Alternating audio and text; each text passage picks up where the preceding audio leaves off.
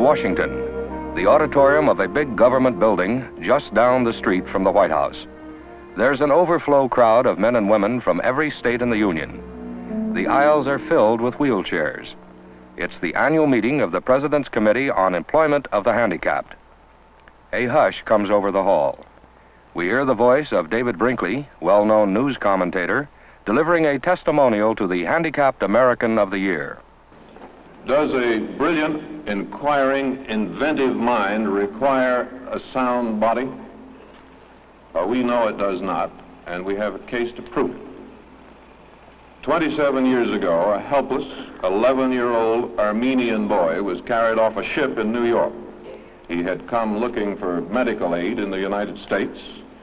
He was born in Iran, had traveled with his parents to Russia and Germany, looking for help for a frail, uncontrolled, and almost useless body.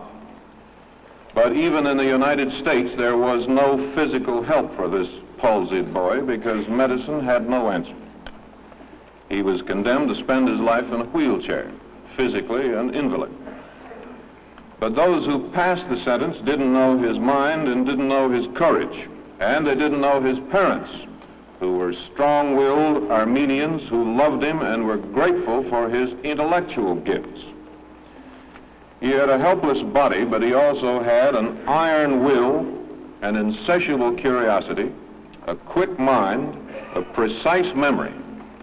He and his parents recognized these gifts at an early age. But like every young boy, he was fascinated with scale model electric trains, but he soon tired of watching them roll around the track, and he wanted some action. He resolved he wanted an automatic railroad bridge.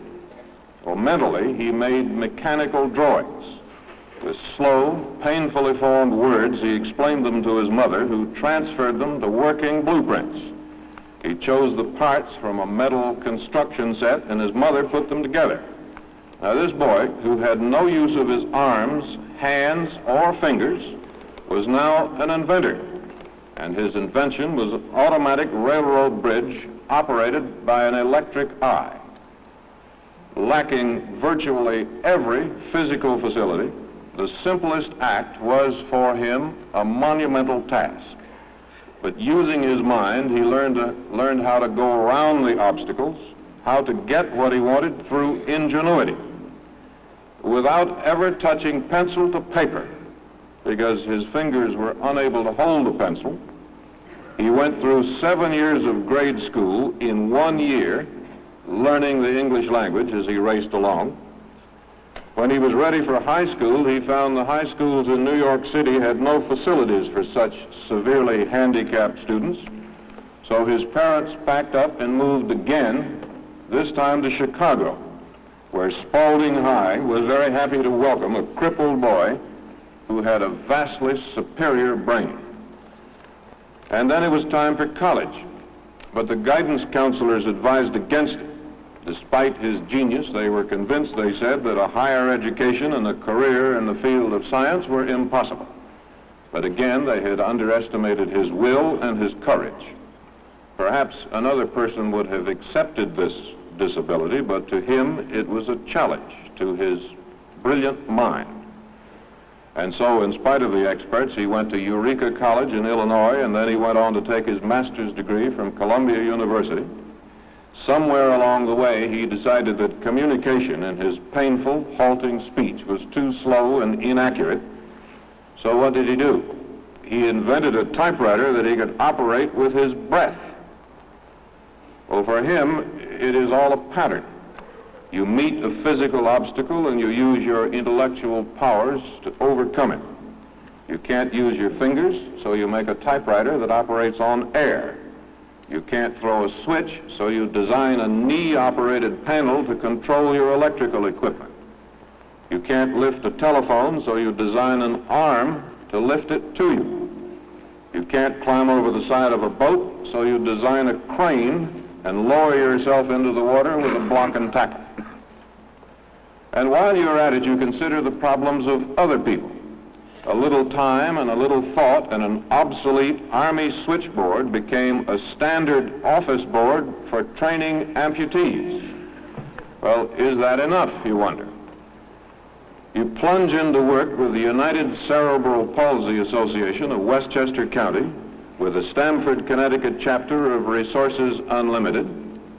You plead the cause of the handicapped before industrial groups and on television programs.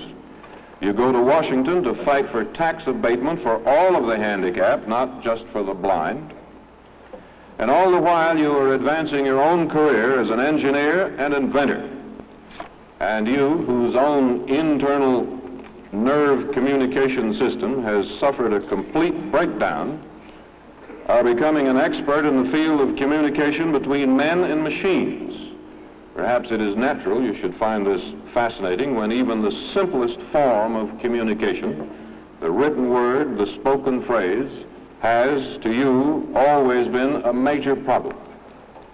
But still you haven't finished. Perhaps you think we haven't yet realized the full potential of the electronic computer. Perhaps somehow it could be put to work to repair a defective human nervous system, controlling the radiation beams which would perform bloodless surgery on the afflicted brain areas that cause palsy.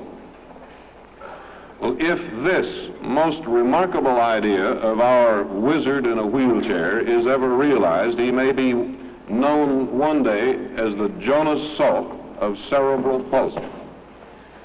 But right now he is known as a unit leader for the Teleregister Corporation of Stanford, Connecticut, the director of a task force developing advanced data communications systems.